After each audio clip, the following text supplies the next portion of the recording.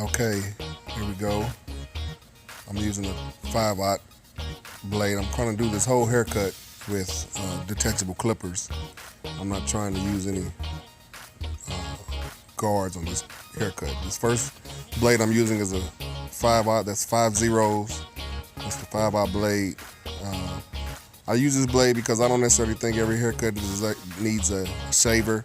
This blade gets close enough, and a lot of times when you're cutting ethnic hair, shavers just irritate the skin sometimes, and you don't necessarily have to have it that close. And this close cut's just good enough. My next blade here is an OA blade, and I'm going to work my way up. And I like to go all the way around to keep my haircut even, making the guideline all the way around the head, nice and clean.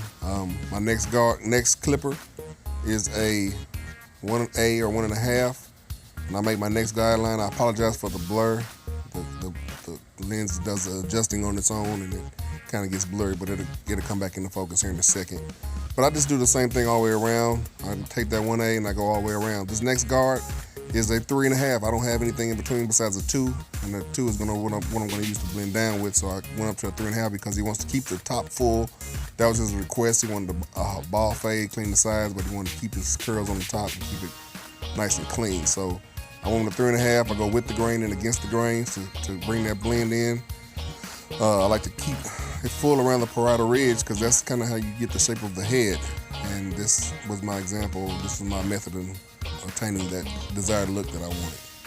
And the 3.5 did pretty good. Got a lot of that bulk out. Now I'm going to just kind of start working my way down. Here's a 1.5. Trying to work some of that line out. And that hair around the parietal ridge that seems to kind of be left there, I'll use a clip over comb technique to try to get some of that out at the end. Just ways to make this blend in as crispy as possible, if that's the way you want to put it. When you're doing detachable blades, it's pretty important that you have all the blades necessary in order to get the desired look, because you're going to be doing a lot of skip blades and using straight blades to get the look you want. So you don't have a lever to kind of adjust to, matching. You make a mistake, it's going to be there. And that's why I kind of like using the detachable clippers, because once you figure out your combination of blades, the haircut is always going to be precise. And here I'm using that same 1.5, going around, getting some of that bulk, getting these lines out. It's probably 1.5, and then when I go from a 1.5, I go to the 1 because I skipped it coming up. So I'm going to go with that 1 going around to get that line out. And I utilize this all the way around the head. And the reason that I made those guidelines like that, because it keeps me in position and keeps me in place of where I'm fading, so I don't lose my space. Being repetitive as a barber, you kind of can forget where you're at sometimes. And doing it the way I do it sometimes helps me stay in the right space and keeps my spacing good in it. And spacing helps a lot when you're fading, because a good fade, if you don't have space, you can't see the fade. And a lot of times new barbers forget to add spacing to their fades. They can cut and they can blend, but you have to have some space so that we can see that blend. And I think sometimes doing it the way that I do it helps me keep that space. The next one that I use here is my oster, because I wanted to fine tune this haircut for the video. The fade was pretty much done, but now I wanted to take the clip over comb and go in and fine tune around that parietal ridge and make sure that my blend was as good as possible. A lot of times you hear barbers, shout out to Chris Basio and Tune 45, and there's so many other guys that I could name that I just kind of drawing a blanket right now, but all these guys, 360 Jeezy, who talk about detailing your blend or going in, and Will Stomp talks about going in and fine tuning that blend and getting those dark spots. And this is kind of what separates you from being a new barber to a professional barber, when you can go in here and actually fine tune, find those dark spots, clean up that blend and make it look like a professional haircut. And that's kind of all I'm doing right here, right now.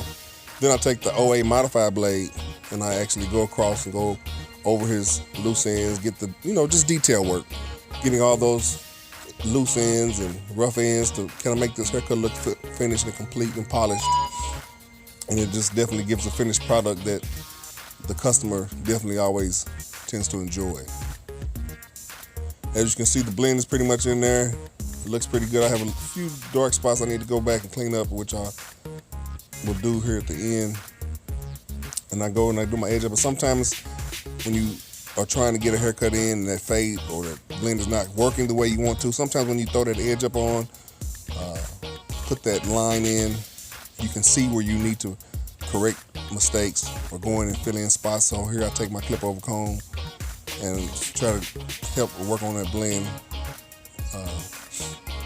And when you have this fine hair like this, every little weight line is going to show up, so you got to be pretty persistent and consistent in how you attempt to work these lines out and get those blends tight. But as you can see,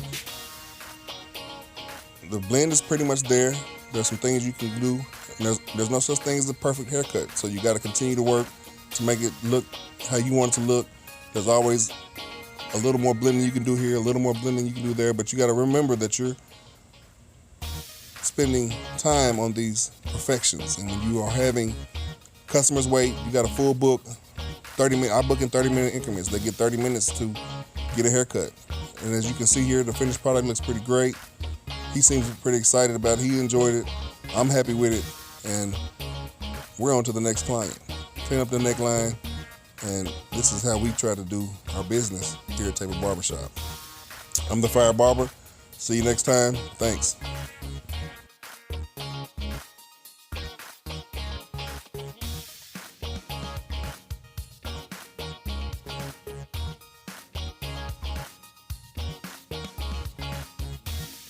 Thank you.